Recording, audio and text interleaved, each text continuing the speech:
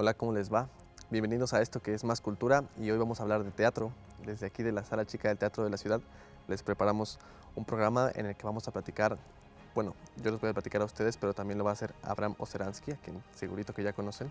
Y vamos a charlar sobre los aspectos técnicos del teatro, vamos a estar hablando un poquito de desde dónde ha venido y por supuesto en qué aspectos, cómo podemos notarlo. Por supuesto vamos a hacer el énfasis en los detalles como por ejemplo el sonido, vamos a hablar de iluminación y la importancia que tiene, vamos a hablar de otra herramienta también muy importante que es el maquillaje, quizá lleguemos también a hablar de máscaras que podrían encajar, pues un poquito estar relacionadas. Y bueno, todo esto para que nosotros podamos apreciar como espectadores cuando estamos aquí sentados desde nuestra butaca, quizá a veces desde un poquito más lejos, que los elementos que componen lo que nosotros estamos viendo, toda esta atmósfera, es infinitamente más complicada que un grupo de personas que tienen ahí pues cierta utilería, cierta producción, por supuesto cierta dirección. Hay otros personajes a los que no estamos viendo ahí directamente, pero que también tienen muchísimo que ver y estos personajes son los que están encargados pues de manipular estos aspectos de los que ya les he hablado, no solamente lo que hay ahí en ese momento, sino cosas que hay detrás, que ya están preparadas previamente, como les digo lo del maquillaje. Entonces vamos a llegar hasta hablar de estos personajes invisibles. Así que quédense con nosotros aquí en esto que es Más Cultura.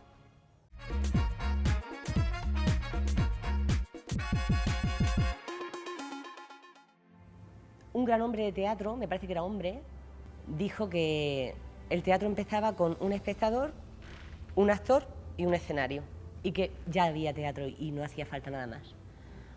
Y efectivamente yo sí he vivido en mis carnes con mi compañero que se puede hacer teatro así y teatro que toque el corazón, pero si quieres crecer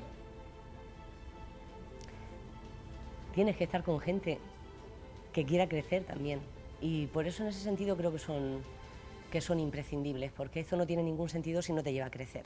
Yo fui y le dije al jefe de producción, que era Antonio López Mancera en aquel tiempo, y le dije: maestro, además de ser asistente de la obra de teatro, yo quiero aprender cómo se hace una escenografía, cómo se ilumina, cómo se hace un vestuario, porque él era el mejor diseñador de escenografía y de vestuario en su época.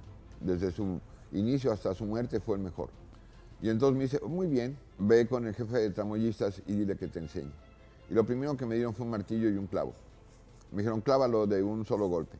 Digo: ¿por qué de un golpe? Dice: si te tardas en 20 golpes, cuando termines de poner 20 clavos, se acabó tu turno.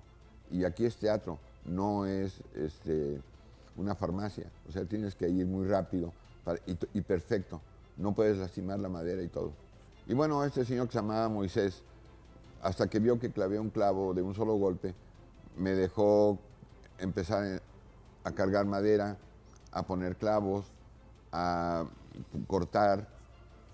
Mientras López Mancera me aceptó en su oficina como achichincle, terminé siendo su jefe de departamento en Bellas Artes de producción. Entonces me tocó desde trabajar ayudándole en el diseño de vestuario, en el diseño de escenografía. Claro, sus ideas y sus... ¿no? Pero yo hacía los dibujos, ¿no? Coloreaba como él, me enseñaba cómo se hacía un vestuario, cómo eran las telas, cómo se conseguían, cómo se teñían, cómo se preparaban las producciones. Y yo tuve esa fortuna, tuve la fortuna de ver la primera computadora que hubo para teatro en México, que fue la de Bellas Artes, y aprender allí los rudimentos de la iluminación, por qué servía la iluminación.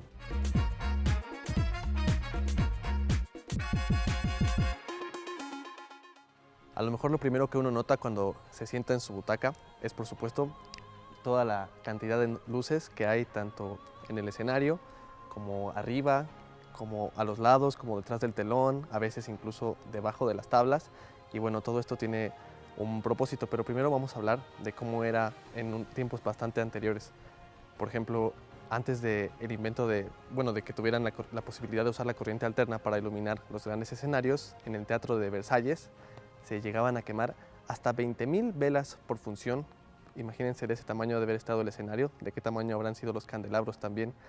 Ahora estas herramientas nos permiten darle otros matices a los mismos, incluso a los mismos guiones de aquella época. Por ejemplo, la luz puede tener muchos usos y nos puede involucrar además en la atmósfera de lo que está ocurriendo ya sobre las tablas. por ejemplo, puede ayudar a vestir a un personaje. Me refiero a que si depende de cómo le pegue la luz, nos podemos hacer una idea de él rápidamente.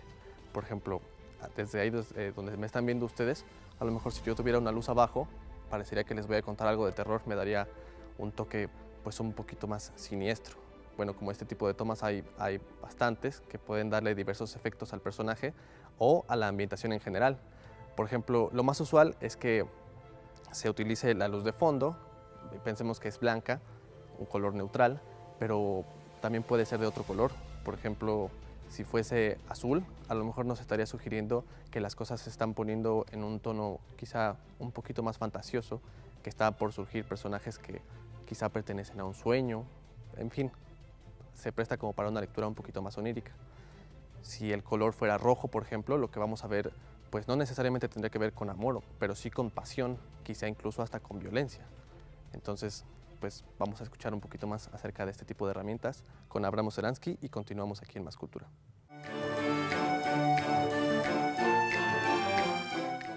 En las artes escénicas, la iluminación es fundamental en la narrativa de la obra. Es un lenguaje que marca escenas, presencias, ausencias, ritmos y sensaciones.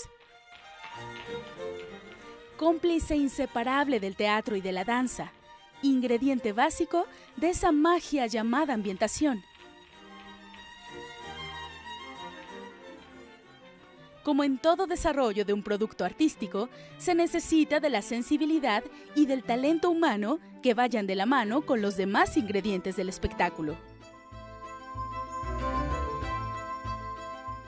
La iluminación es un personaje permanente en escena, pero imperceptible y muchas veces ignorado, y por lo tanto solo apreciado por los expertos de la materia. El objetivo esencial de la iluminación es que los actores sean visibles a los ojos del espectador, y no solo los personajes, sino cada uno de los elementos importantes en escena. Es decir, la iluminación debe integrarse a un todo, reforzando y resaltando cada una de las escenas, diálogos, emociones y personajes. En cualquier nivel de espectáculo, la iluminación siempre estará presente, desde lo básico hasta lo grandioso.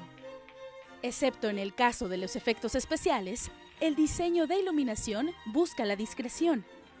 Y es que no debe haber una luz más grande que la de un actor en escena.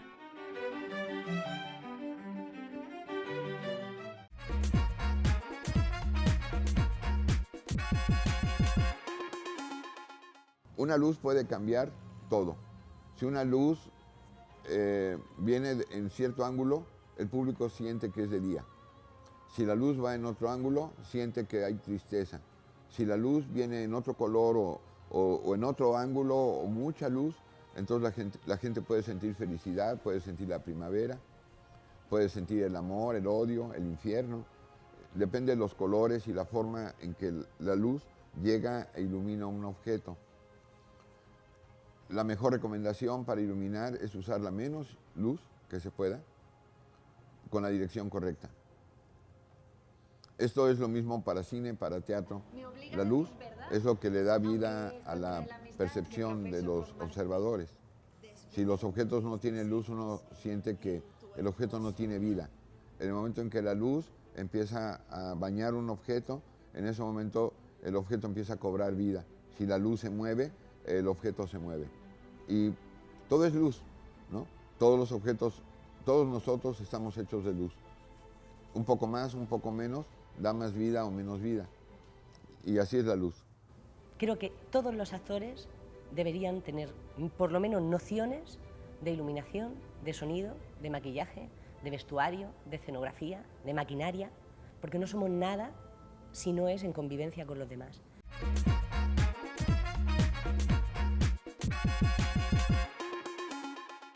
El teatro ha caminado pues, muchísimo desde sus inicios hasta nuestros días, donde podemos ver salas con aspectos técnicos verdaderamente, pues con muchas personas a su cargo, muchísima atención, muchísimas cosas están ocurriendo mientras nosotros estamos disfrutando de una función. Esto no siempre fue así. El teatro en sus inicios era quizá un poquito más ritual que representación artística y bueno, ahí continúa el debate entre las distinciones de estos dos conceptos, pero donde podemos notar este progreso ha sido en el escenario y los elementos que lo componen, por supuesto en la dramaturgia también. A lo mejor uno cuando llega a la función de teatro no siempre está al pendiente de todos los elementos que están ahí para darnos una buena idea de la atmósfera, para meternos en la otredad que estamos a punto de experimentar. El sonido juega un papel muy importante porque puede ser un gran apoyo para fabricar, para ayudarnos a percibir los sentimientos que están en la mente del autor, del director, de los actores que están representando para nosotros. Y bueno, esto con efectos de sonido, para matizar lo que está ocurriendo, ellos pueden usar más o menos quizá como se usa en el cine, a lo mejor esa herramienta la tenemos un poquito más a la mano. Para una escena muy tranquila, pues usarán un fondo que no nos estorbe demasiado. Para una escena de tensión, habrá música quizá un poquito más rápida, un poquito que nos lleve hacia la neurosis que estamos a punto de experimentar, a vivir la experiencia en carne propia, a pesar de que nosotros estemos sentados aquí en la butaca. Por supuesto, también es muy importante porque conforme ha crecido el teatro, ha crecido el público y por supuesto se ha hecho necesario que crezcan los lugares en donde se hacen las representaciones.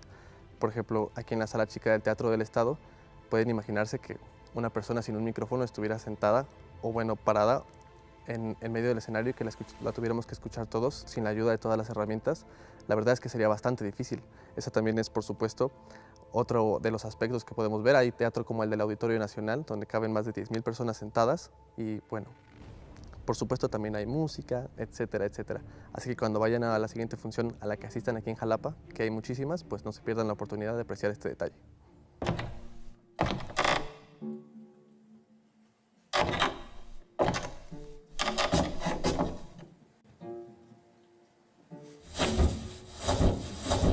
Un elemento indispensable en el teatro, y también poco apreciado, es el sonido. El sonido en las artes escénicas es un ingrediente indispensable.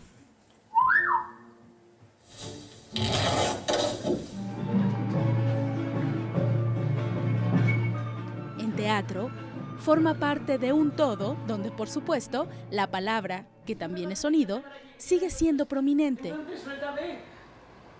Es justo. ¡Pero no insultes! Perdona.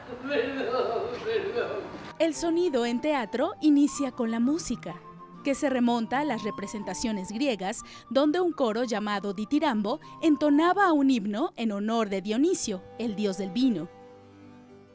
Fue hasta el siglo XVI que el mundo conoció la primera ópera llamada Dafne de Jacopo Peri.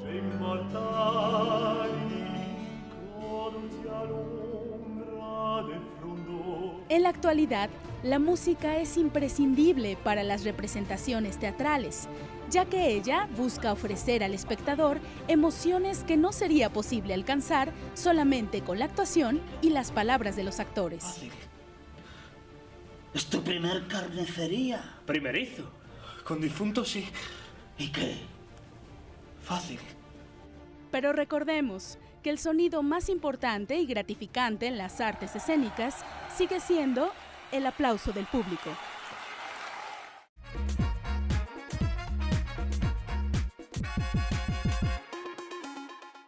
El sonido es uno de los actores más importantes dentro de una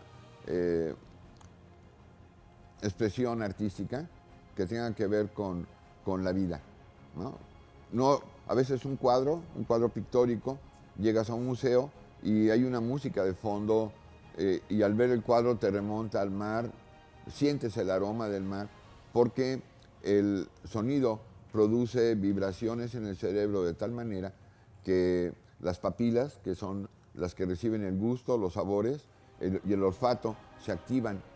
Entonces uno puede activar emociones, sensaciones, percepciones que están inscritas dentro del ser humano, activando un sonido. El artista recrea sonidos que activan metáforas poéticas de los espectadores, ¿no? Por ejemplo, el sonido de una máquina, y el sonido hace que el público tenga la sensación de que un tanque de guerra aparece o que un camión está descompuesto, porque su memoria de percepción le despierta estas imágenes.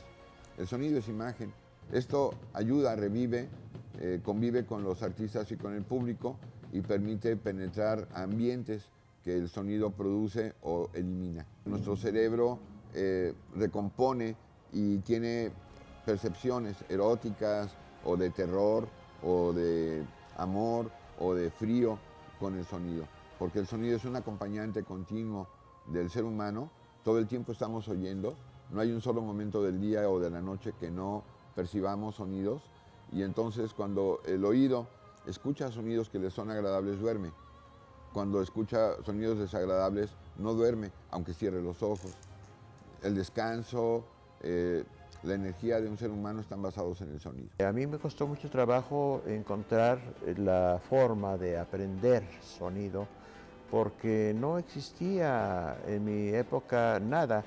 Y más que yo soy como me digo, uníglota, o sea que no hablo más que español, de repente pues tenía que encontrar o buscar libros que fueran en español traducidos, y la verdad las traducciones llegaban pero con 10 años de retraso. Entonces ya cuando estudiaba algo de sonido hace 10 años, hace 30 años, pues bueno, ya habían pasado quién sabe cuántos de lo que había sucedido, entonces no era válido.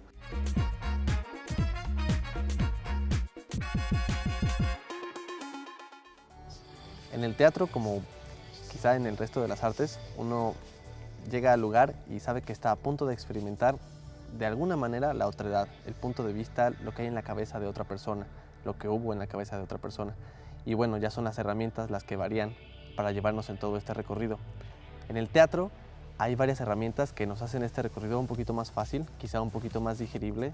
Por ejemplo, a lo mejor la gente que acostumbra a ir poco al teatro, se le hace un poco extraño, quizá el shock inicial puede ser muy fuerte, de estar sintiendo que alguien que no conoces te habla a ti, y bueno, que tú no lo conoces, no conoces nada acerca de su personalidad, etc. Esa otredad también la experimenta, por supuesto, el actor. Y para hacer que esta comunicación sea más fácil entre el actor y el espectador, más creíble también, más digerible, hay muchísimas herramientas. Ya hemos hablado aquí de varias que sirven para involucrarte en la atmósfera en general, pero ya centrados en el actor, quizá el maquillaje es, o bueno, en algunas funciones además puede ser igual de importante puede tener un peso igual de importante que la actuación. Por supuesto, este es en un extremo. Si pensamos en maquillaje en el teatro, a lo mejor muchas personas piensan, bueno, por supuesto, debe ser similar a simplemente para que no se vea descuidado, que el personaje se vea como se tiene que ver. Pero hay obras donde es mucho más importante, por supuesto, que tú puedas identificar de alguna manera los rasgos a lo mejor siniestros, que tú veas un personaje, veas no solamente cómo actúa, su mirada y sus gestos, sino también su vestuario, las cosas que lo acompañan, los accesorios como puede ser una peluca, en el teatro que venga de alguna otra cultura, el que se hace también en México, por supuesto hay teatro japonés, etc.